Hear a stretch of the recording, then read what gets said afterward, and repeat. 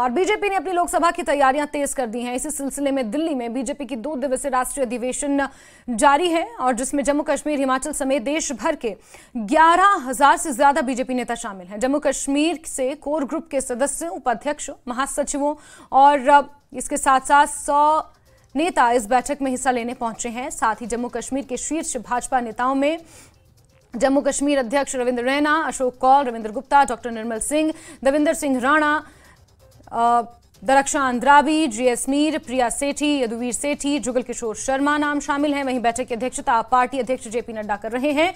प्रधानमंत्री मोदी भी इस अधिवेशन में शामिल हैं। पूर्व मुख्यमंत्री जयराम ठाकुर हमारे साथ बातचीत करने के लिए मौजूद है। राजधानी दिल्ली पहुंचे हैं। 2 दिवसीय का राष्ट्रीय अधिवेशन कार्यक्रम है जिसमें तमाम देश से तमाम भारतीय जनता पार्टी के दिग्गज नेता पहुंच रहे हैं। सर, पहला सवाल तो राष्ट्रीय अधिवेशन को लेकर, प्रधानमंत्री नरेंद्र मोदी की मौजूदगी में ये बैठक होनी है। राष्ट्रीय अध्यक्ष जी मौजूद रहेंगे, तमाम दिग्गज नेता मौजूद रहने वाले हैं। मिशन 2024 आगामी चुनाव को लेकर रणनीति तय होगी, क्या कुछ रहने वाला है?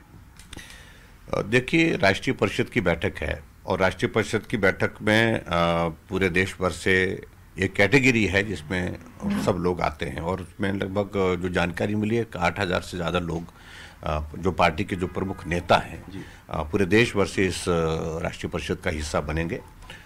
और ठीक लोकसभा के चुनाव से पहले निश्चित रूप से प्रधानमंत्री जी का, राष्ट्रीय अध्यक्ष जी का, पार्टी के केंद्र के नेताओं का संबोधन से सब उत्साहित होकर के जाएं, ऊर्जा के साथ जाएं और काम में जुटें और भारतीय जनता पार्टी की सरकार नरेंद्र मोदी जी के नेतृत्व में तीसरी बार फिर से बने। नरेंद्र मोदी जी देश के प्रधानमंत्री तीसरी बार बने, हैट्रिक लगे और उस सारी चीज को सुनिश्चित करने की दिशा में ये बहुत महत्वपूर्ण बैठक है।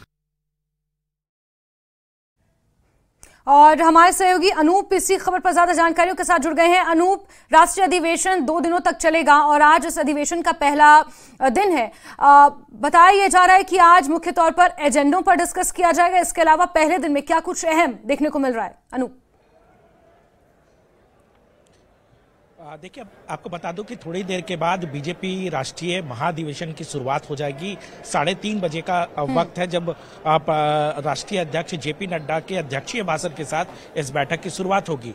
लेकिन उससे ठीक पहले राष्ट्रीय पदाधिकारियों की बैठक सुबह से हुई थी और उस बैठक को प्रधानमंत्री नरेंद्र मोदी ने संबोधित किया था और साफ तौर पे उस बैठक के दौरान ही प्रधानमंत्री नरेंद्र मोदी ने साफ कर दिया कि बीजेपी कार्यकर्ताओं का लक्ष्य क्या है और कैसे आगे लोकसभा चुनाव की तैयारियां करनी है।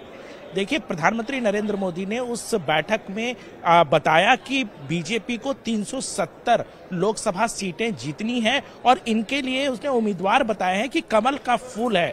यानी कि जो उम्मीदवार के नामों की बात होती है वो तो एक चयन प्रक्रिया के तरफ से वो जाहिर सी बात है कि उसको बाद में उस पर फैसला होगा, लेकिन कमल के फूल को जितवाना है, इसका लक्ष्य प्रधानमंत्री नरेंद्र मोदी ने अपने कार्यकर्ताओं को दे दिए हैं।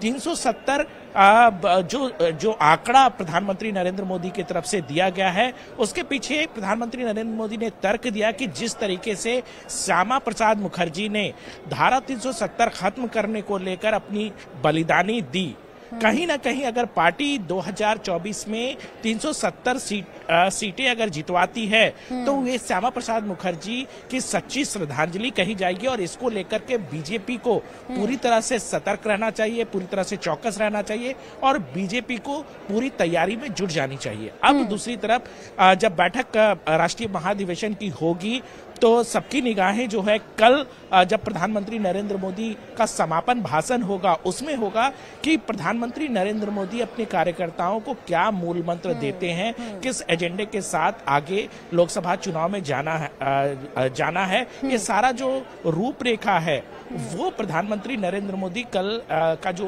उनका अभिभाषण है उसमें साफ हो पाएगा। जी अनूप, साथ ही साथ कुछ 2 मुख्य प्रस्ताव हैं जिसका जिक्र मुख्यतः हो रहा है। कौन से वो 2 मुख्य प्रस्ताव हैं जो इसमें पास किए जा सकते हैं?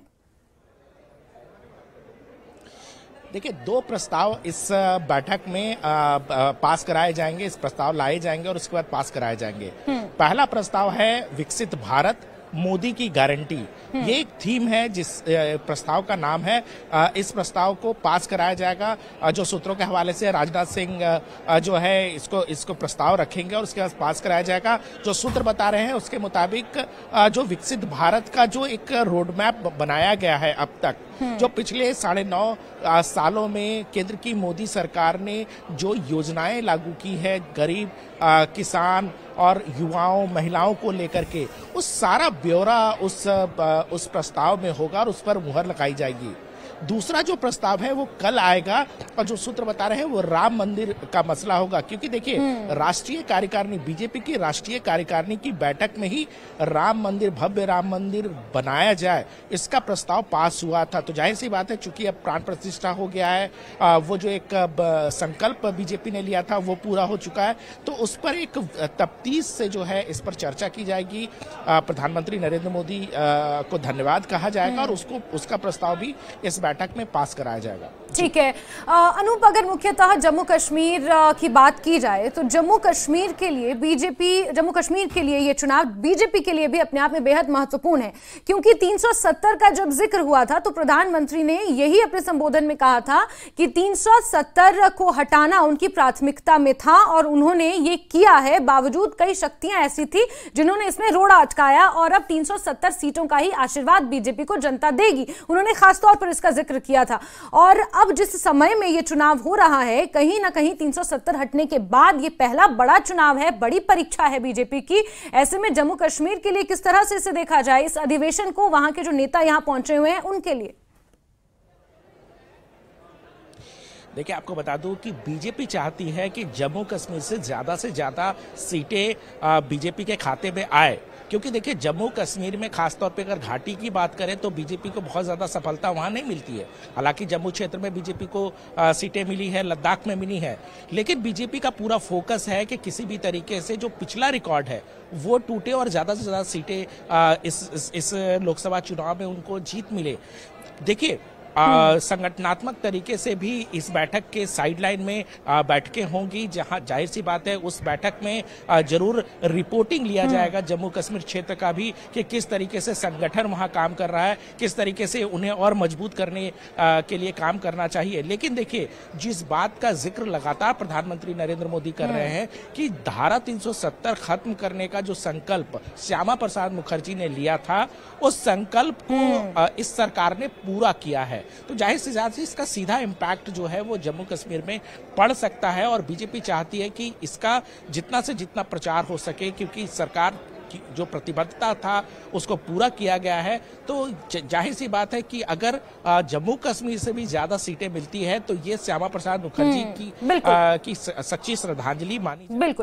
बिल्कुल अनूप, और 2 दिनों तक ये अधिवेशन चलेगा। आपने जैसा कि कहा कि 3:30 बजे औपचारिक तौर पर इसकी शुरुआत होगी। अपना नजर बनाकर रखें। बहुत शुक्रिया अनूप, हमारे साथ जुड़ने के लिए जानकारियों।